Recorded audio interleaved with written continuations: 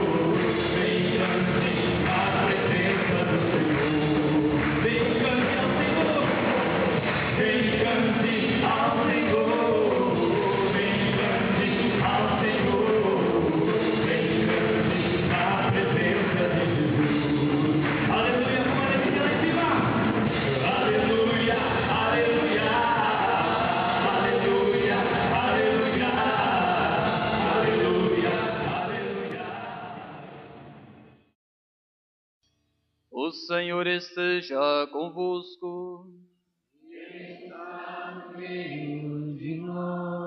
Proclamação do Evangelho de nosso Senhor Jesus Cristo segundo São Lucas. Glória a vós, Senhor. Naquele tempo, Jesus desceu da montanha com os discípulos e parou num lugar plano. Ali estavam muitos dos seus discípulos e grande multidão de gente de toda a Judéia e de Jerusalém, do litoral de Tiro e Sidônia. E levantando os olhos para os seus discípulos, disse: Bem-aventurados vós, os pobres, porque vosso é o reino de Deus. Bem-aventurados vós que agora tendes fome, porque sereis saciados. Bem-aventurados vós que agora chorais, porque havereis de rir. Bem-aventurados sereis quando os homens vos odiarem, vos expulsarem, vos insultarem e amaldiçoarem o vosso nome por causa do Filho do Homem. Alegrai-vos nesse dia e exultai, pois será grande a vossa recompensa no céu, porque era assim que os antepassados deles tratavam os profetas. Mas ai de vós, ricos, porque já tendes vossa consolação. Ai de vós que agora tendes fartura, porque passareis fome. Ai de vós que agora rides, porque tereis luto e lágrimas.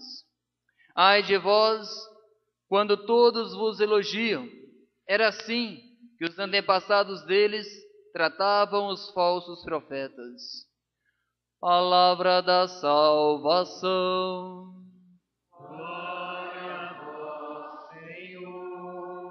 Que a palavra do Santo Evangelho cancele nossos pecados. Amém.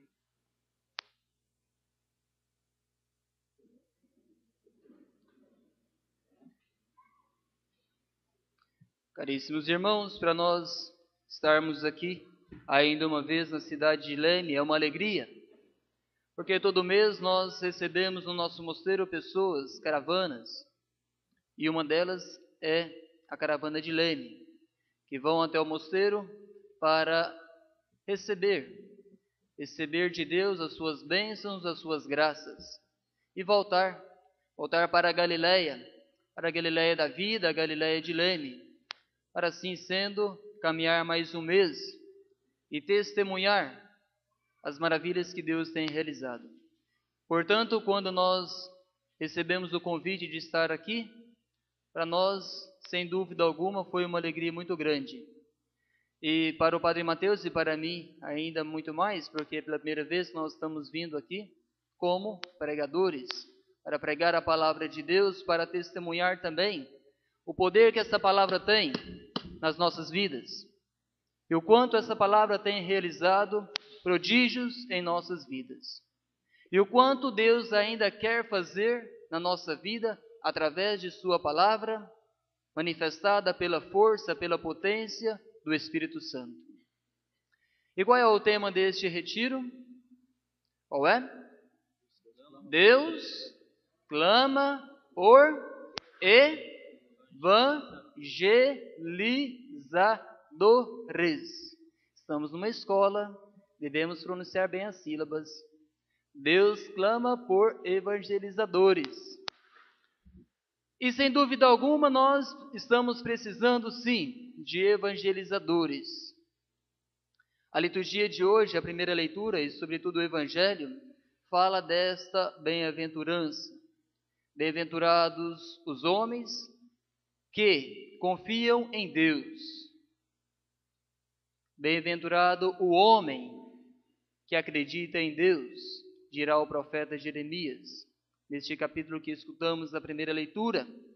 E Jesus está dizendo aos seus discípulos que uma bem-aventurança clara, que hoje não é tão almejada assim na nossa sociedade. Porque quem quer ser pobre? Quem quer ser perseguido?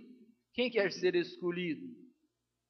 Acredito eu que em sã consciência são poucos aqueles que acolhem de bom grado esta palavra ou situações semelhantes. Mas a palavra de Deus nos diz o oposto. Nos diz que bem-aventurados devemos ser sim, quando compreendermos esta palavra. E para ser evangelizador, realmente precisa cair no coração esta verdade. Me recordo quando eu escutei essa palavra pela primeira vez na minha vida, essa palavra de Jeremias, capítulo 17. O que ficou muito forte para mim naquela época era esta palavra: maldito o homem que confia no homem. Essa palavra ficou plantada no meu coração e mexia comigo. Porque todos, acredito eu, que num determinado momento da sua vida quer ter algo palpável, sólido, do qual possa apoiar. Porém, as ilusões acontecem também na nossa vida. E quando, no momento da minha vida que eu comecei a perceber que a minha confiança estava aumentando em Deus, eu pude ir percebendo que Deus estava me chamando também a ser um evangelizador. A ser um evangelizador que aprendesse aos poucos, paulatinamente, a confiar nele, a se tornar um pobre dele, a se tornar, quem sabe, também um excluído da sociedade e um amado dele. Ser porta-voz de Deus. E aconteceu isso no ano de 95, na minha vida, no mês de setembro, quando eu comecei a ter esse discernimento da vontade de Deus sobre mim. Para mim tudo era novidade, porque não estava acostumado com as coisas da igreja, a estar na igreja, a frequentar a igreja. Eu tive a experiência com nosso Senhor Jesus no dia 13, 14 e 15 de junho de 1994. Foi num belo final de semana. Começamos na sexta-feira à noite, quando tínhamos as famosas experiências de orações, que hoje, infelizmente, estão quase que inexistentes mais dentro da renovação carismática. E nós seguimos este esquema. Na sexta-feira à noite, vinha uma pessoa e nos explicava o que significa ser renovação carismática. O que é o movimento da renovação carismática? Qual é o seu significado dentro da igreja?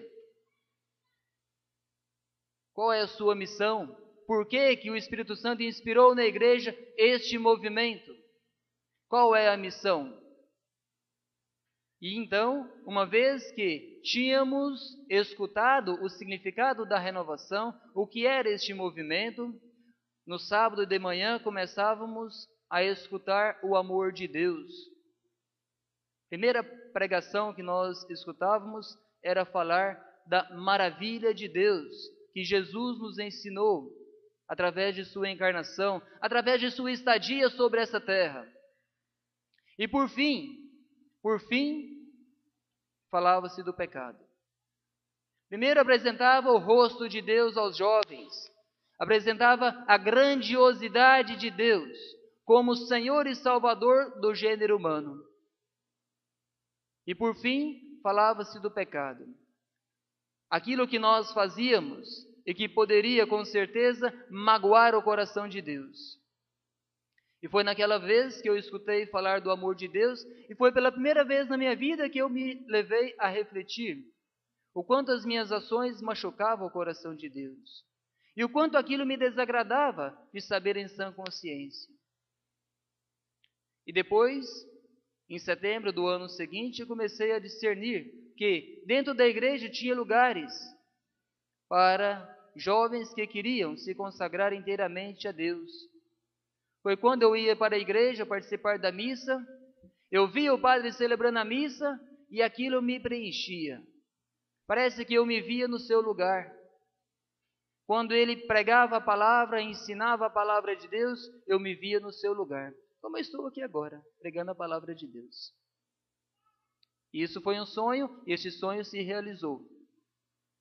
E depois passei a partilhar com o sacerdote da minha vida, tendo uma direção espiritual, e assim sendo, ele foi me conduzindo também, segundo as diretrizes do discernimento de uma vocação, como a igreja espera. E somente em 98 que eu entrei no seminário. A paróquia do qual eu frequentava na minha cidade pertencia aos franciscanos conventuais. E naquele ano no final de 97, eu fui até a cidade de Andrelândia, no sudeste de Minas, para conhecer o convento deles, seminário menor, onde os jovens faziam o aspirantado e o postulantado, para depois fazer o noviciado aqui, em São Paulo, perto de Guaratinguetá. E assim, no ano de 98, eu pude ingressar neste convento. Fiquei ali 10 meses e com o coração pleno da vontade de Deus e de saber que eu estava fazendo aquela vontade. Porém, muitas dúvidas surgiam também no meu coração, muitas inquietações não estavam sendo, digamos, acalmadas, esclarecidas, abrandadas. E aquele desejo de uma vida mais intensa de oração, aquele desejo de ter um conhecimento mais refinado, foi aumentando dentro de mim. E assim, quando o Padre Mateus entrou também na minha vida, porque foi ele que foi o meu Moisés. Sabe que Moisés foi instrumento de Deus para tirar Israel do Egito. Sabem? Conhecem a história da salvação? Leem a Bíblia? Leem? Sim? Sim? Estão convictos? Quantos livros tem a Bíblia? 70 e? Aleluia! Esse lê a Bíblia. Muito bem. Então, quem foi que libertou Israel do Egito? E quem foi o Moisés do Padre Martinho? Padre Mateus. Muito bem.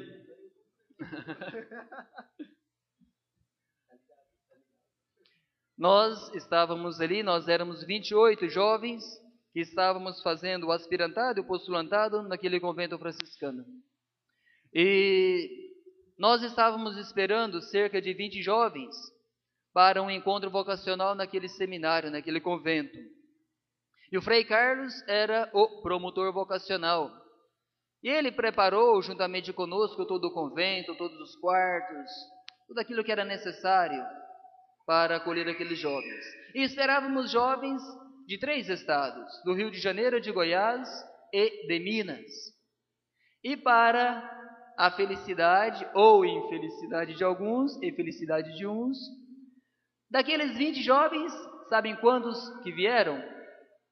Sabem quantos? Um jovem O frei que fez que nós trabalhássemos duramente para organizar, ficou triste. E nós que trabalhávamos como uma mula, ficamos felizes.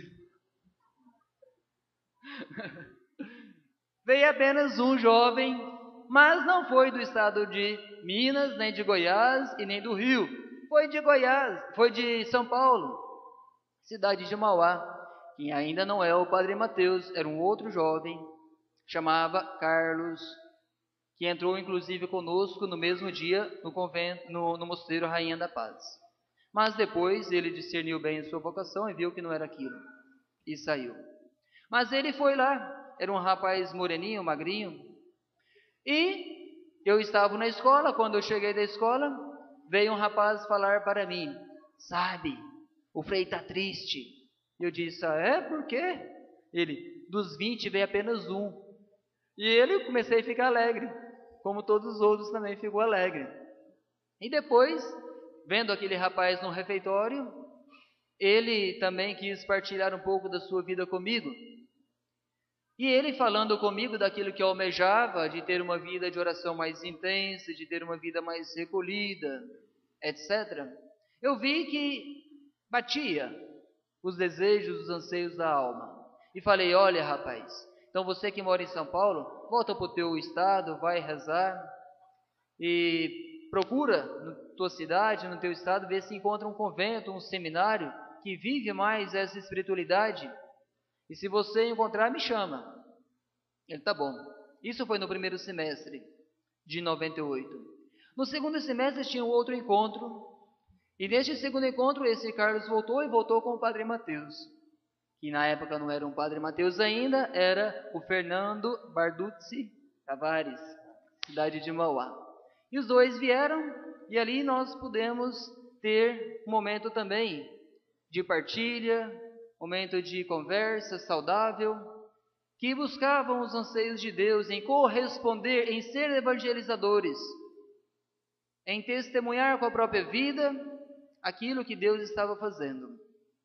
Foi quando eu conversei com o Padre Mateus também, e ele eu o disse para que voltasse para o seu estado, e assim sendo, se ele conseguisse encontrar um lugar propício, de fato que preenchesse aqueles nossos anseios, que ele me telefonasse. Foi quando o Padre Mateus estava um dia na Santa Sé, foi se confessar, encontrou com o Fábio? Na Catedral da Sé. Como Então, que foi?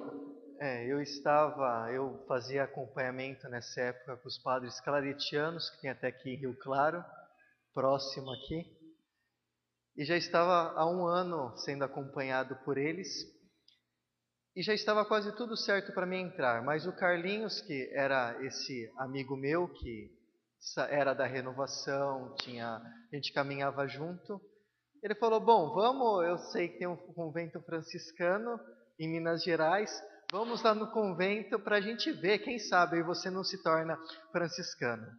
Eu confesso, eu nunca fui muito chegado nos franciscanos, mas como ele queria ser e tinha aquele desejo, eu falei: bom, então vamos. Daí comprei as passagens, inclusive as passagens eu comprei com o dinheiro que eu ganhei no jogo do bicho. Jogo de azar. Que meu pai tinha uma lanchonete e no centro da cidade de Mauá, na rodoviária, e nisso sempre ia um rapaz vender o jogo do bicho. E quando eu sonhava com algum número, eu jogava, e toda vez eu ganhava. E naquele dia veio em boa ocasião o dinheiro, porque eu estava sem dinheiro nenhum. Tinha gastado bastante aquele mês, e daí Deus foi providencial até no jogo do bicho. Bom, fomos para Andrelândia, a cidade do convento franciscano.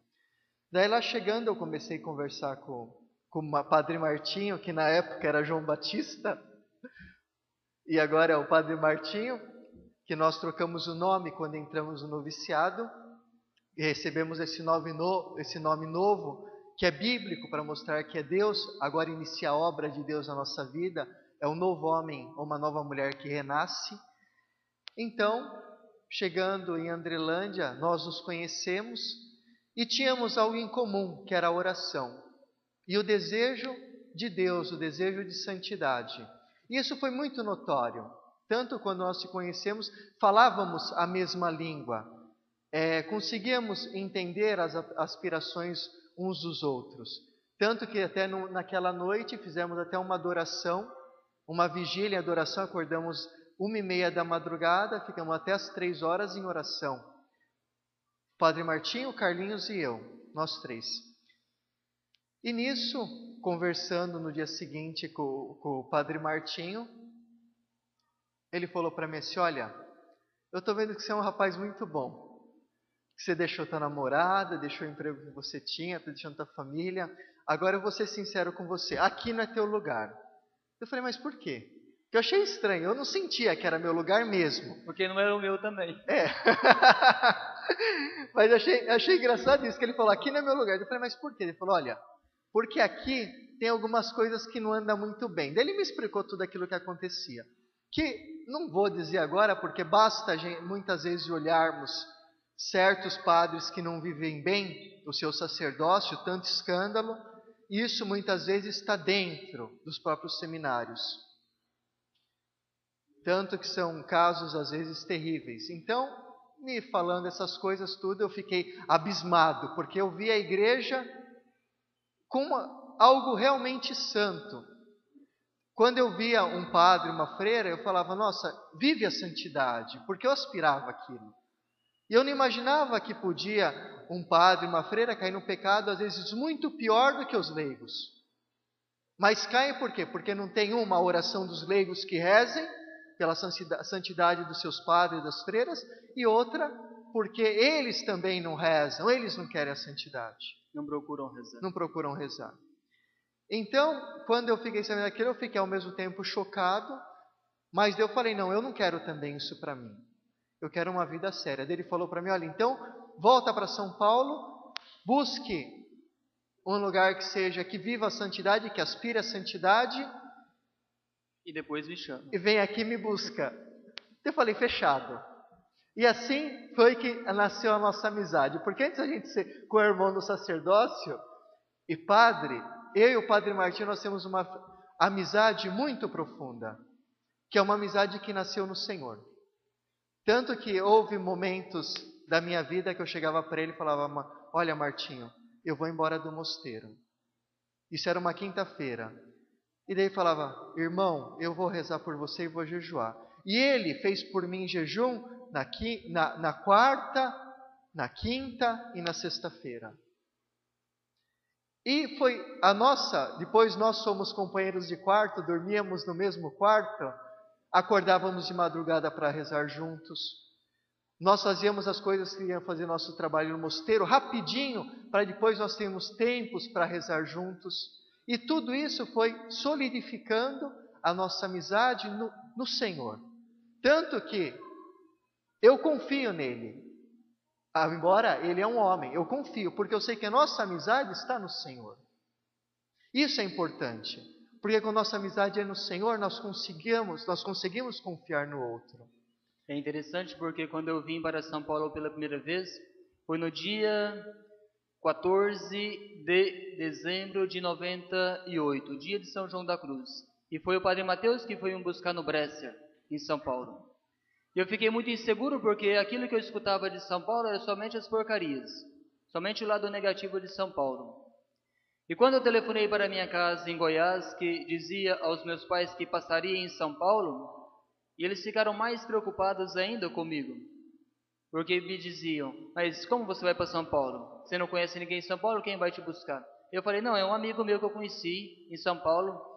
Aí ele disse, mas amigo? Como amigo? Você nem conhece o cara? Aí que tá, mas é a confiança.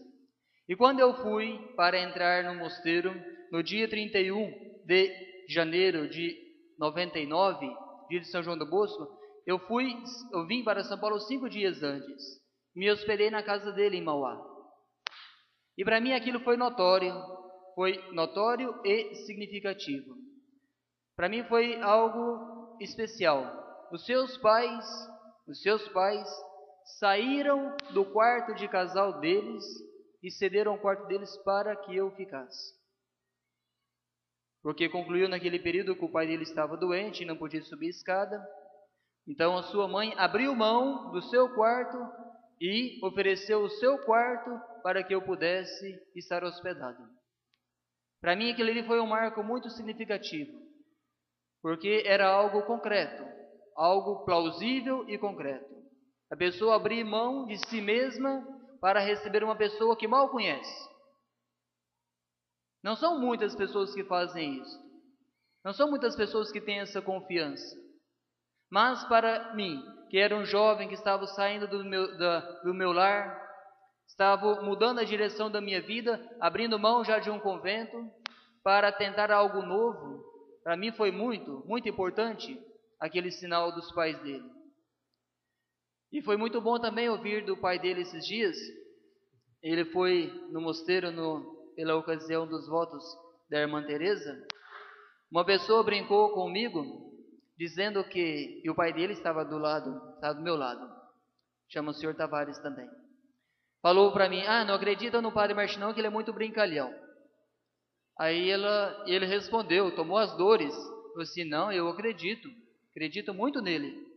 Ela disse: mas isso aí o senhor porque não conhece. E ele respondeu: conheço muito mais do que a senhora imagina. Eu conheço ele há 11 anos. E eu o tenho como meu filho. Para mim foi surpresa. Fiquei surpreso pela resposta dele e pela sua paternidade, que foi extensiva até a minha pessoa. Mas conta como você conheceu a comunidade quando você foi na Praça da Sé e encontrou com o Fábio. Então, Porque foi a partir dali que nós nos conhecemos o mosteiro.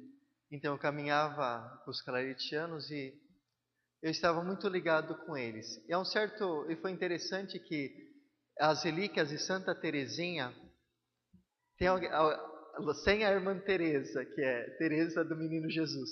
Mas quem aqui é devoto de Santa Teresinha, levanta a mão. Bom, tem bastante. Santa Teresinha é a santa das vocações, né? As relíquias ia passar em São Paulo, na Catedral da Sé, para estarem lá em veneração. E uma noite antes, eu sonhei que eu ia na Catedral da Sé, e eu vi as relíquias, mas ao mesmo tempo eu via um cachorro preto que pulava e não me deixava aproximar das relíquias. Eu falava: mas eu vou. E eu acordei com aquilo na cabeça. Eu falei: bom, e era dia que eu me confessava, era a primeira sexta-feira do mês, então eu queria me confessar. E eu não encontrei na minha cidade um padre para confessar. Por isso que hoje, toda vez que alguém me pede para confessar, eu paro tudo e vou atender a confissão. Porque eu não encontrei um padre para me confessar. Isso é uma vergonha. E nisso, fui para a Catedral da Sé para me confessar. E na fila da confissão, tinha um rapaz que quando nós nos olhamos, parecíamos que nos conhecíamos. E ele falou para mim assim: você é seminarista? Eu falei: olha, ainda não, mas estou fazendo um caminho vocacional. Ele falou: que bom. Eu falei: e você? Ele falou: eu sou seminarista sim. E era um seminarista do mosteiro, que hoje, infelizmente, ele também saiu. Hoje ele está na diocese, na Arquidiocese de São Paulo. E nisso, conversa vai, conversa vem, ele falou para mim: olha, eu sou de um mosteiro que nasceu de uma inspiração do nosso fundador, Padre Eugênio, em Medjugorje, por um chamado de Nossa Senhora Rainha da Paz. E é uma obra que lá nós buscamos a santidade. Quando ele me falou essa palavra, o meu coração disparou. Daí eu senti aquele desejo enorme Daí ele falou assim para mim, me deu o cartão, que já estava chegando a vez dele da confissão, e falou: olha, esse é o endereço, aqui está o telefone. Eu sei que você está fazendo o caminho nos claretianos, que você já está tudo certo para entrar lá, mas quem sabe Nossa Senhora não está te chamando para o mosteiro Regina Pacis. Daí eu falei: tá bom, eu vou rezar e vamos ver o que Deus quer dizer com tudo isso. E daí voltei em casa, contei para minha mãe tudo e fiquei em oração, me coloquei em oração. E fiquei durante uma semana rezando, todo dia eu rezava o terço, comungava naquela intenção. Até que eu senti no meu coração que era para ligar. Liguei e quando eu ligo aconteceu uma coisa que nunca acontece no mosteiro. O Padre Eugênio atende o telefone. Daí ele falava tudo enrolado, que ele é italiano, vocês conhecem? E falava meio português, meio italiano, aquele jeito dele assim de falar rápido e tudo, né? Daí eu falei, nossa, que padre mais diferente, né? E achava engraçado o jeito dele falar. Eu falei, será que ele é colombiano? Que raio de nação que ele é? Eu não conseguia definir o que ele era, né? Daí ele falou, tá bom, você quer vir? Então vem, vem no domingo agora, eu te espero aqui ao 12:30. Já foi assim. Não deu nem tempo para falar se dava para mim ou se não dava, ele já marcou e ficou por isso mesmo. Daí foi o domingo, eu fui no mosteiro. Chegando no mosteiro, ele me recebeu, almoçou comigo, tudo, começamos a conversar.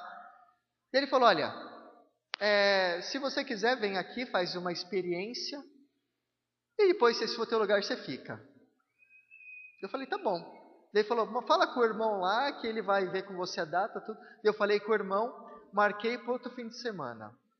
E daí eu fiquei no dia 6 de dezembro, 7 de dezembro e 8 de dezembro de 1998. Já estava tudo certo para mim entrar em janeiro nos Claretianos. E nesses 3 dias que eu fiquei no mosteiro, eu senti que lá era meu lugar. E senti Nossa Senhora dentro de mim que me mostrava que era ali que ela me queria. E daí eu falei para o padre, olha padre, daí eu fiz várias experiências também de oração lá dentro. Tive um sinal que para mim foi um sinal muito particular da presença de Nossa Senhora que me queria ali. Depois eu posso contar tudo isso depois em outra ocasião para não estender muito. Eu falei para o padre no dia 8 de dezembro, dia da Imaculada Conceição, padre, eu sinto que aqui é meu lugar. Eu estou com tudo certo para entrar nos Claretianos, mas eu estou disposto a deixar para mim vir para cá. Ele me falou assim, se Nossa Senhora te quer aqui, quem que sou eu para ir contra? 3 dias. E fiquei no mosteiro. Então, e depois que eu defini lá com o padre Eugênio, Me chamou no telefone. Daí eu liguei para Minas Gerais. Eu falei, Martinho, quer dizer, era João Batista. Que na época era o João Batista. Era o JB. Eu falei, Martinho, olha, eu encontrei um lugar que se vive a santidade e vive o que Nossa Senhora pede em Medjugorje. Então, vamos combinar já. Eu já falei com o padre de você. O padre falou, se você quiser vir para fazer uma experiência, você vem e eu vou te buscar. Foi daí, quando eu vim para São Paulo, telefonei para o padre, prenotei a minha ida e assim sendo, cheguei no dia 14, dia de São João da Cruz. E fiquei também 3 dias. Fiquei 14, 15, 16. No dia 17 eu parti. Foram 3 dias também de oração, de conhecimento, de vivência fraterna. E aquilo mexeu comigo porque parece que eu já me encontrava naquele lugar, parece que eu já conhecia aquele local. E assim pedi também para que eu pudesse estar entrando. E o padre disse, bom, vou reunir com o meu conselho e depois eu te escrevo avisando se você será aceito ou não. E voltei para minha casa porque no dia 18 era o meu aniversário natalício. Cheguei em casa no dia 18 pela manhã, e depois de 3 semanas, a carta do padre chegou, avisando afirmativamente que eu poderia vir e estar entrando no mosteiro no início do ano de 99. Mas é interessante ver tudo isso porque o tema desse retiro, Deus clama por evangelizadores. Uma coisa é notória, caríssimos irmãos, Deus não precisa de qualquer evangelizadores. Deus precisa de santos evangelizadores. Não qualquer evangelizador, mas santos, santos. Ser santos não significa fazer milagre, não significa soprar no microfone e a assembleia cair, não significa cantar, ser cantor, gravar CD, não significa reunir multidões em torno de si. Isto não significa sinais de santidade. Guardem bem na vossa mente essas palavras. Isto não traz sinais algum de santidade. Ser santo significa fazer a vontade de Deus na sua vida. É acolher bem a vontade de Deus na sua vida. Acolher bem a vontade de Deus na sua vida. Deus nos fez primeiramente homens e mulheres. Deus nos deu uma natureza, homens e mulheres. É sobre esta natureza, homem e mulher, é que se pode construir a santidade. É a partir daí que nós podemos evangelizar. E evangelizar não significa pegar o microfone e subir aqui, como eu estou falando agora, falando de Deus e de suas maravilhas. Significa viver em primeira instância. Significa viver. E como se vive se não acolhe? E como se vive se não acredita, se não tem o ideal? Se não comunga do mesmo ideal? Se não acredita no outro? Se não tem confiança na pessoa do próximo? Não significa que nós estamos indo contra a palavra de Deus, maldito o homem que confia no homem. Mas na nossa vida tem necessidade de criarmos laços de amizade, de termos uma história em comum, de construirmos, de escrevermos a nossa história, que o outro faz parte da minha história, que o outro comunga do mesmo ideal que eu estou comungando. Isso significa ser evangelizador. Por que muitas vezes uma evangelização não é eficaz? Quantos rebanhões que já foram feitos aqui no CAIC? E quantas pessoas que não progrediram na vida espiritual? Por quê? Porque talvez está dando tiro em vários lados, por vários rumos ao mesmo tempo, e não tem um alvo próprio a ser acertado. Devemos comungar do mesmo ideal. A renovação não é a Igreja Católica. A renovação é um movimento da Igreja Católica.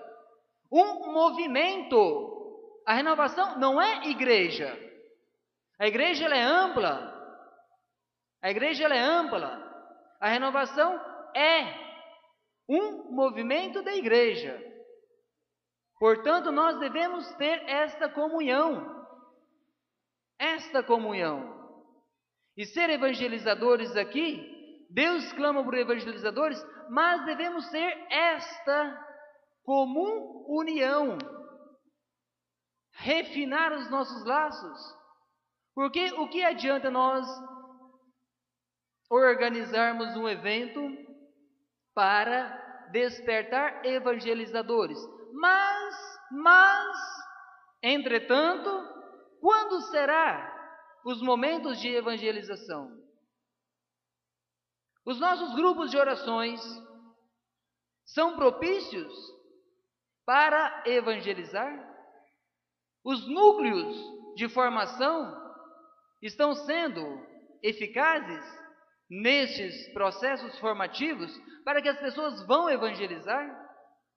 Os casais que vivem dentro da renovação, nos grupos de orações, que fazem parte do movimento da renovação, têm uma formação para viver no próprio matrimônio ou no próprio namoro a palavra de Deus? Estão sendo formados para isso?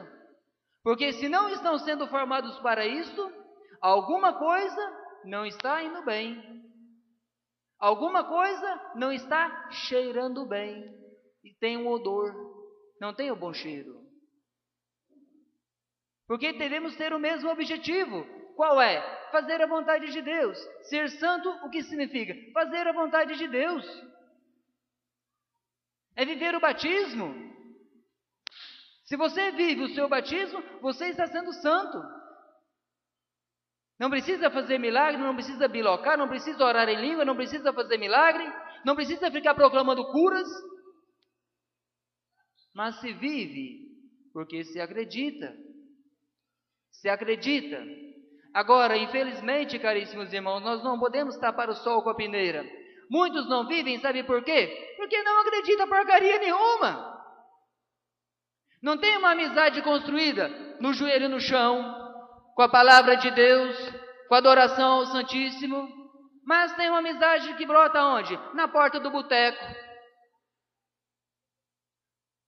Como diz o Salmo 1, nas rodinhas de amigo, nas fofocas. A amizade começa ali.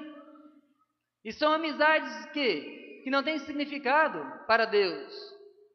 Não progride na santidade. Então não pode evangelizar. Por quê? Porque não tem uma vivência. Não tem uma clareza do chamado de Deus. Portanto, como nós seremos bem-aventurados? Como que a pobreza pode cair no nosso coração de bom grado? Como que as humilhações podem ser vividas por amor a Deus? Eu vos falo porque a amizade que eu tenho com o Padre Mateus não é uma amizade colorida. Vivemos a verdade? Vivemos a verdade?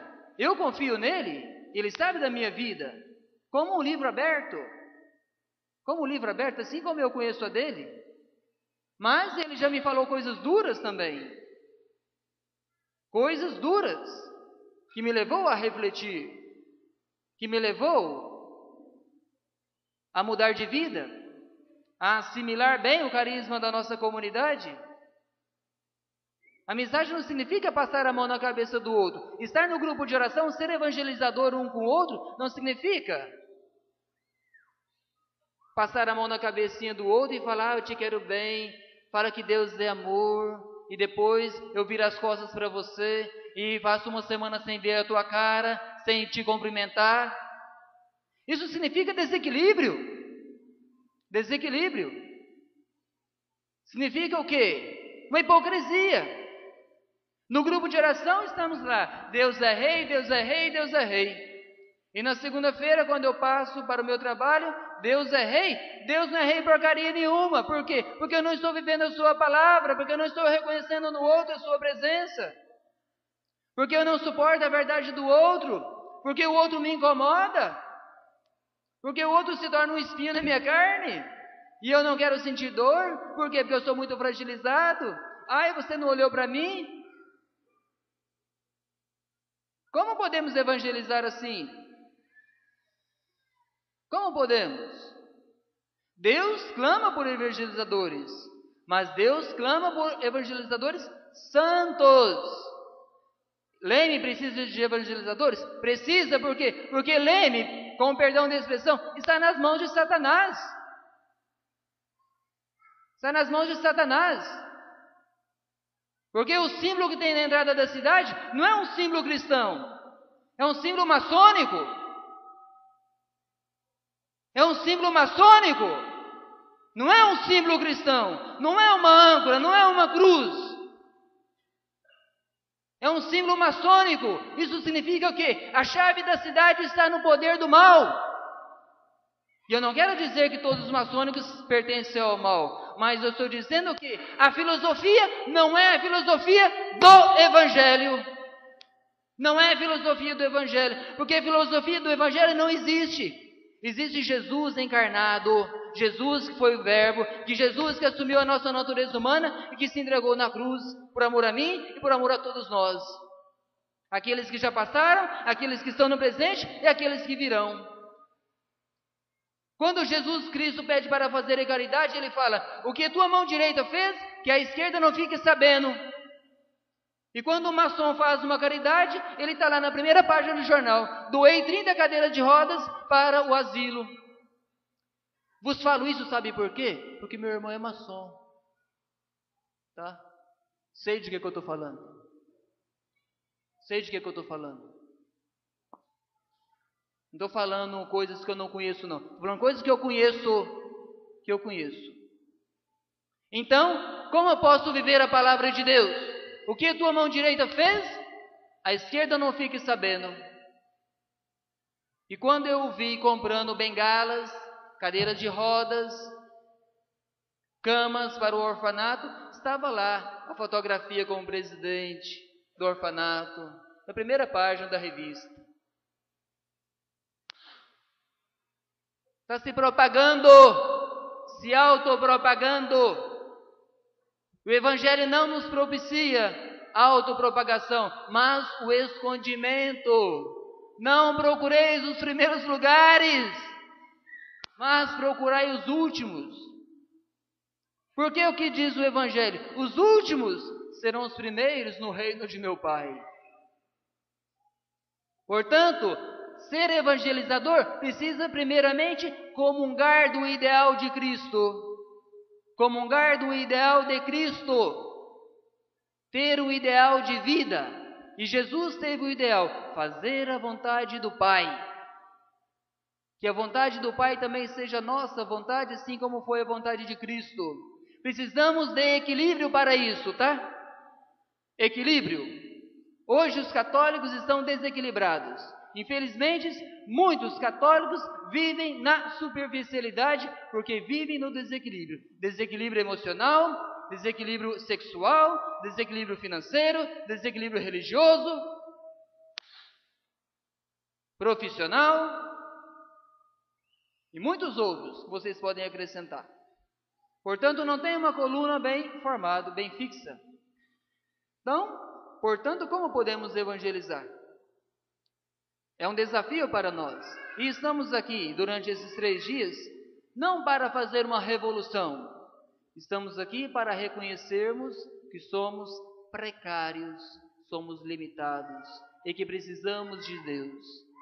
Precisamos de nosso Senhor. Jesus está aqui neste lugar. Jesus está aqui neste momento, porque o Espírito Santo está conosco.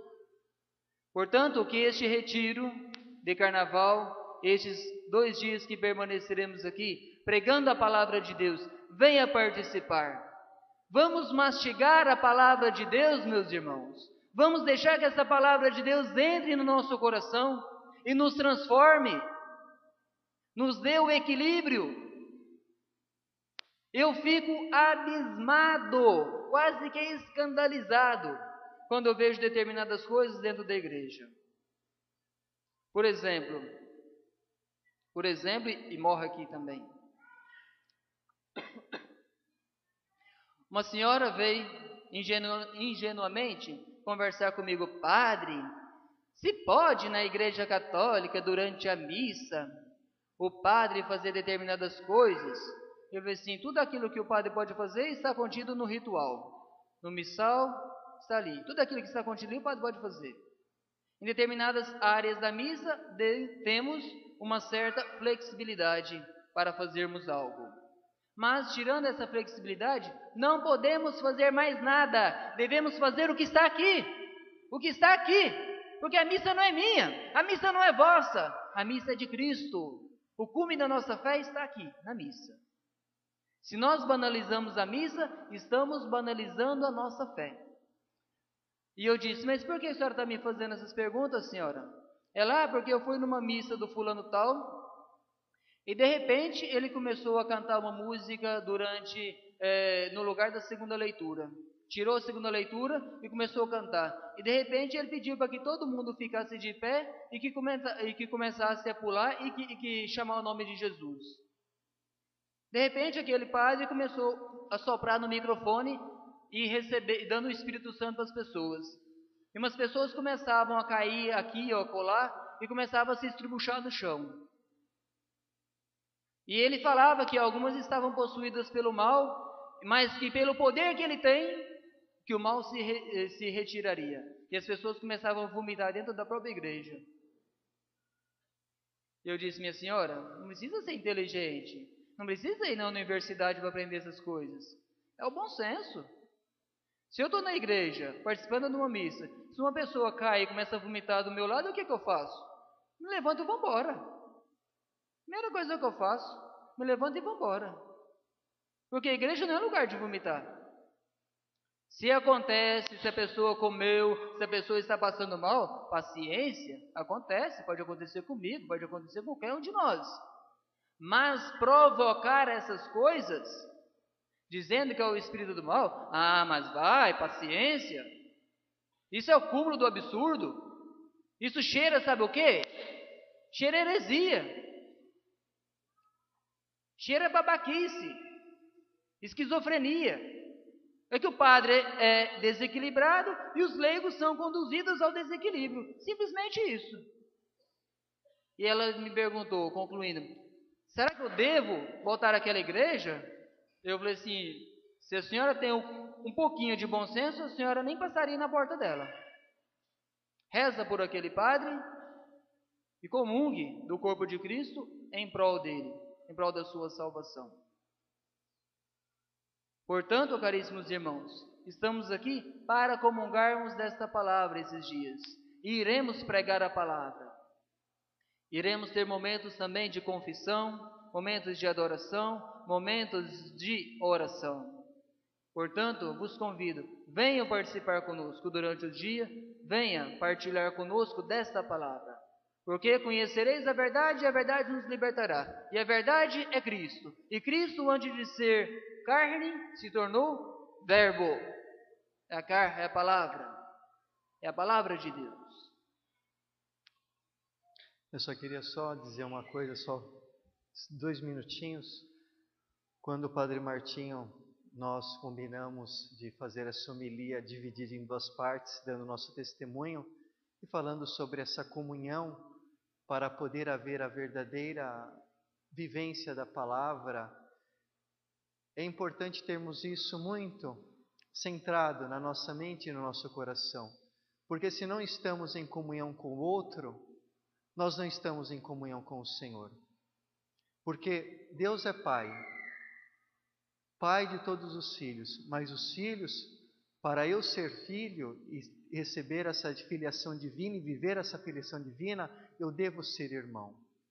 E muitos às vezes deixam a renovação, deixam os grupos de oração, deixam a nossa fé, porque não encontram em nós uma irmandade, não encontram em nós um irmão de fé. E o grande chamado do Senhor é resgatar esses nossos irmãos, ir atrás desses irmãos, escutá-los e saber por que eles estão saindo do grupo de oração, por que eles estão deixando a fé, por que eles estão deixando a renovação. Ou a Igreja Católica, né? E tendo isso em mente, pedir perdão, buscar a reconciliação. Porque muitos deixam, por quê? Porque não encontram. É como o Padre Martim dizia, vão no grupo, vão naquilo, cantam, dançam, fazem uma meditação da palavra, mas depois, durante a semana, não se telefonam um para o outro, não cria laços de amizade, não cria irmandade na fé. E sobre cada um desses que nós conhecemos e que deixaram ou o grupo de oração, a fé católica, ou deixaram a renovação, enfim, Deus pedirá conta desse irmão para nós. Como ele pediu conta para Caim quando matou Abel, e Deus disse para Caim: onde está o teu irmão? Onde está teu irmão? Então, irmãos, busquemos viver, criar laços com o outro para vivermos bem o nosso laço com o Senhor.